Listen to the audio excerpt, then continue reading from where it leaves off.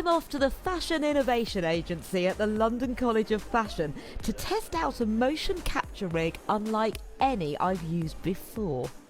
No expensive mocap suits here, no dots painted on my face either, and no professional motion capture cameras. With this system you don't need any of that. You can just track all the way down to finger level detail, just using camera movements, wearing the outfit you're wearing at your own convenience.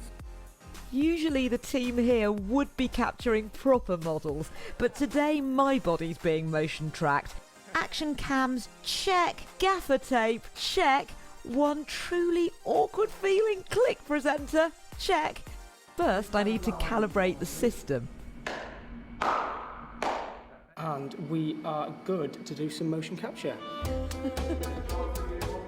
Flex those hips, swing the arms, give me a pose, stop, pose for the cameras, love it. Turn around, let's do the same.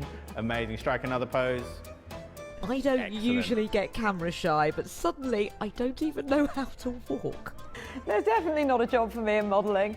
This technology in particular keeps the models relevant. You need to capture that human data, you need to capture that natural movement, their nuances, their body language, their posture, the amount of gesticulation, the amount of personal space. It gives you a real sense of that person in that space. So even if the avatar doesn't look like you, people can still look at it and be like, that's your walk, that's the way you stand, I know that that's you. It draws you in, it keeps you immersed in that experience and makes it more believable and enjoyable as a consumer. What we've built on top of the AI are a number of processing engines on top. We have biomechanical rules written into there, so there are kinematic models, holonomic constraints, which are what the human body can do in terms of how the joints can move.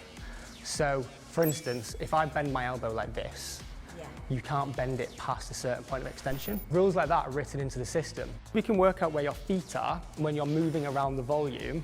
What that allows us to do is basically create a map of the volume and view within it.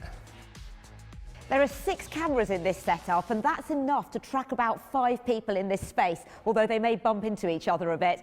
But it can be scaled to whatever size you want, and you can choose the resolution. So, for example, if you were to use a football pitch, it could track about 22 people. The reason we can scale that up to a full football-sized pitch, for instance, is we up the resolution of the camera to, say, like 12K. And it can be much further away, much higher up, but still maintain that pixel density of the person. The system isn't live. Videos need to be filmed, then processed first, so it's ready for 3D garments a few hours later. But the workflow is getting faster.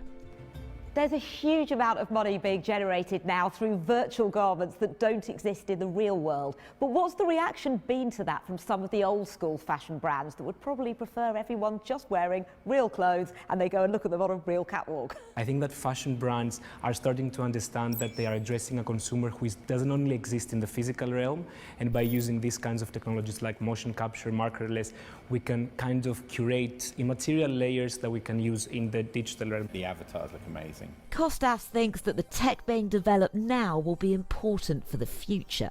There will come a point where we're going to be able to consume digital fashion more realistically and in everyday life, and I think that these kinds of technologies allow us to kind of get there quicker. Kate Moss, eat your heart out. There you go, you're a natural.